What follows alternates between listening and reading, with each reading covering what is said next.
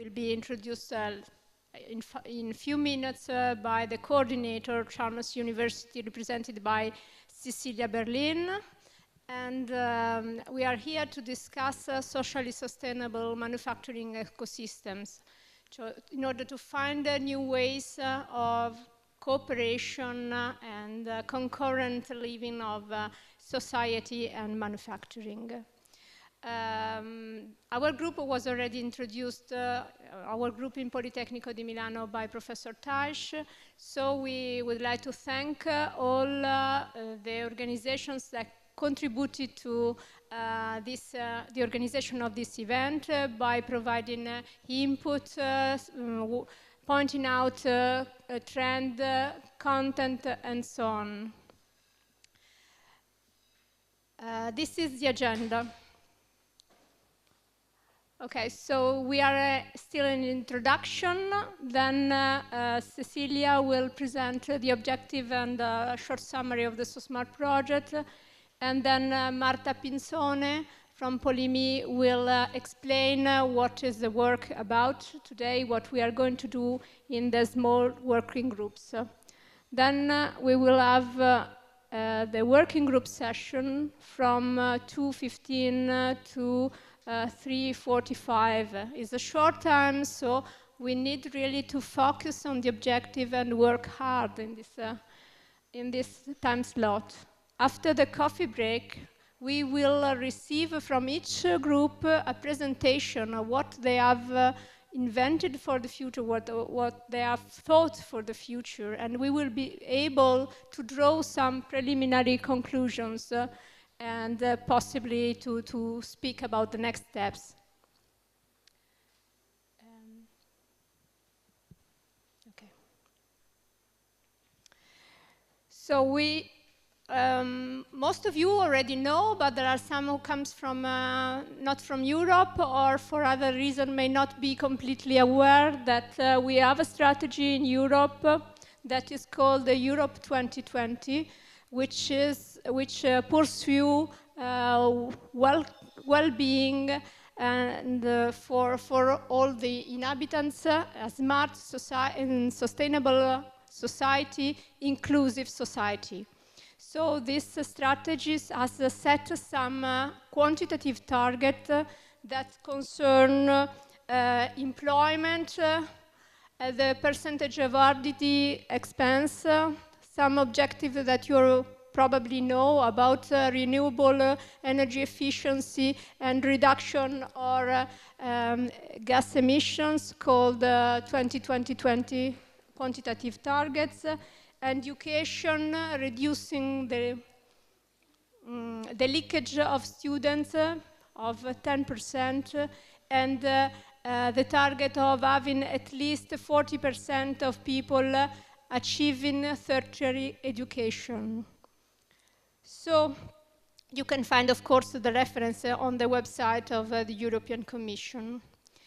So this is our top-level strategic framework in which industry has its role. As Marco introduced before, and also officially the EFRA, European of the Future Factory Research Association, has stated that their role, the role of industry, is to have an impact on growth and jobs.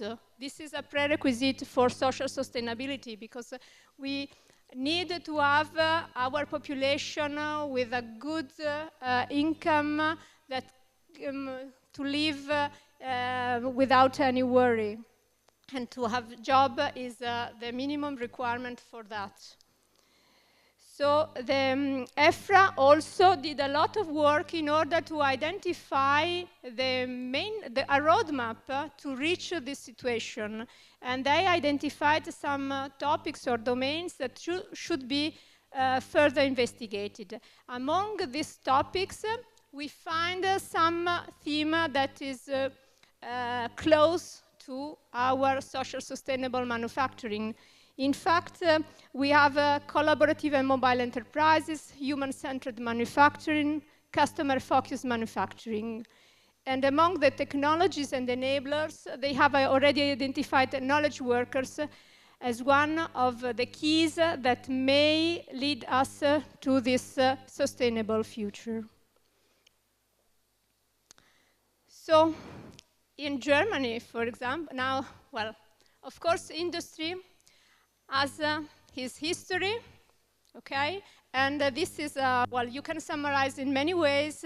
This is a picture that the Germans are using in these days because they have launched this Industry 4.0 initiative about the fourth industrial revolution. Ok. Ok. Scusa, puoi qualcuno andare a aiutare quel signore con la maglietta rossa perché non parla italiano, se ha bisogno di traduzione. Okay, sorry. Some suggestion about the microphone, sorry. Okay, so the history of industry can be, well, really simplified, saying that there was mechanization at the very beginning with the use of water and steam power. Then we have the introduction of energy, who boosted the industry. And then again, the third industrial revolution about the introduction of digitalization, automation, and ICT technologies.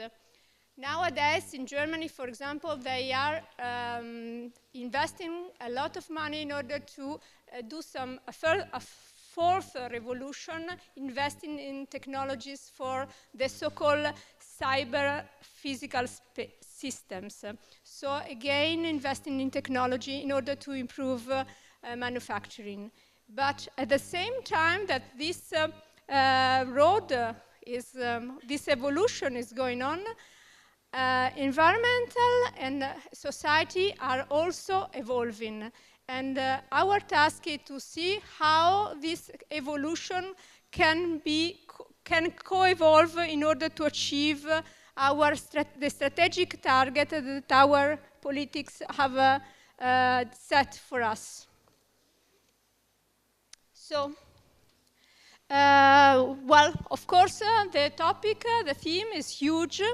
So it's necessary to have a framework in order to decompose the issue, at least. And our proposal is to have a framework that distinguishes among layers. Okay, so we have the layer of the individual, the layer of the organization. Organization can be a company, can be an NGO, can be a school, can be any kind of organization. We have the layer of the ecosystem, which are more organization and people interacting. And we have a fourth layer, which is somehow an aggregation of the layer below, which we call the landscape, but could be a territory, for example, region, something like that. So we see that industry is evolving, and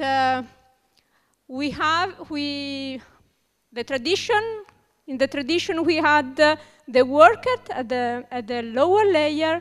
We had the individual that was seen as a worker, characterized as skilled or unskilled, and a person also characterized as a consumer.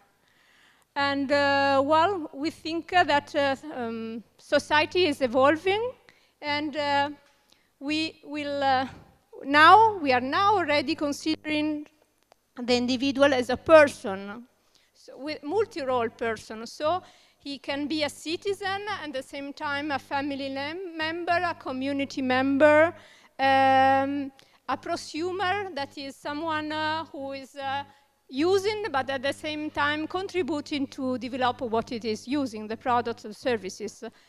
And of course, we don't have this skilled or unskilled forever, but we have now people that are evolving, that are learning during all their life. Okay, then for the organization, the traditional paradigm was to have shareholder value, mass production, workforce employment.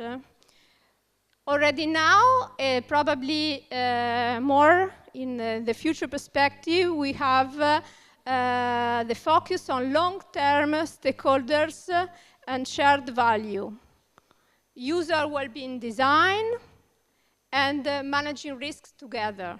Okay, so it's not anymore only about profit, but companies already try to have a wider view and to have a wider set of objectives and interests.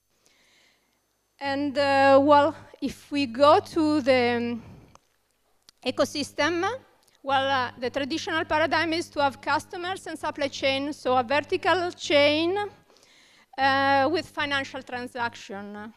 Already and more in the future, we think that we have extended networks for creating, exchanging, sharing value, and managing risks altogether. The emphasis shall be on putting together the resources, the capability, and the knowledge to to detect risk and to make decisions about managing those risks. At the higher level of, let's say, a territory, a society, a landscape, we have also some changes where it would be impossible to summarize in three sentences all how we can describe a landscape. But we have picked up here three that we think are meaningful. Traditional parties in the past centralized infrastructure for energy, telecommunication, public and private seen as two alternative and different actors. Well, the trend now is that we have a political empowerment of individuals. They are more aware, they are more wishing to participate also through the network and in different ways. We have distributed infrastructure. We are not anymore dependent on incumbent energy providers, but we have a lot of choices and options.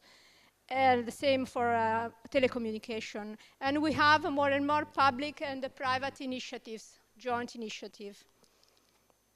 So what is social sustainability?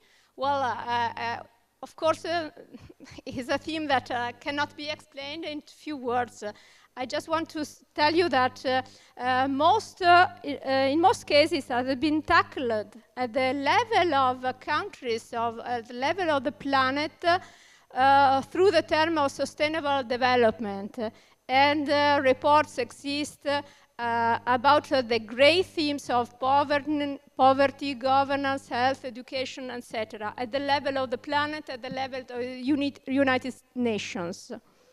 And it has also often more and more tackled at the level of the companies, at the level of the organization through the, of course you know, the corporate social responsibility. And here again, we have a lot of standards, let's say, or almost standards in order to evaluate and steer the behavior of the companies towards a set of objectives that for concerning social themes, here we have picked up some of them that you can find on GRI, for example. But here we would like to say that for us, what the link that, well, the perspective, the layer that better should be better addressed in order to speak about, to deal with social sustainability is the level of the ecosystem.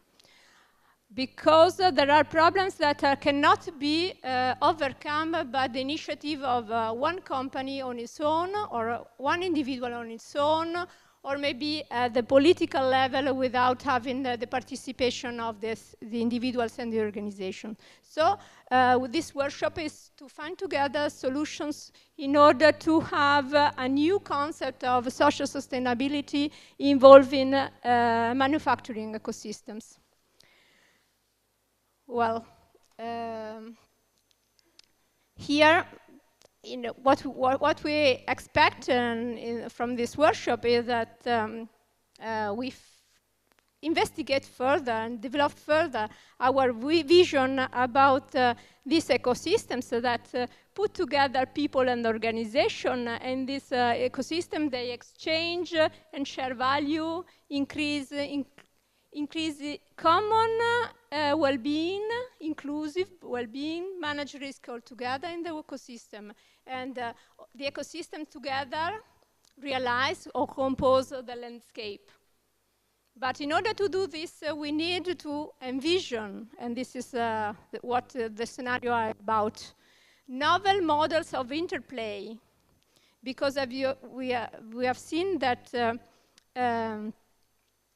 among the actors, rules has to change probably. It's not only on the initiative of the individual, but if a set of rules or the set of practices and the patterns of behavior that do not change, then we cannot achieve this desirable future.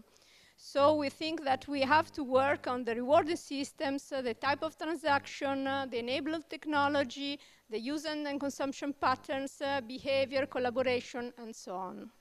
So this is hard work that we have to do, and I hope we can find we can do some already today in this workshop.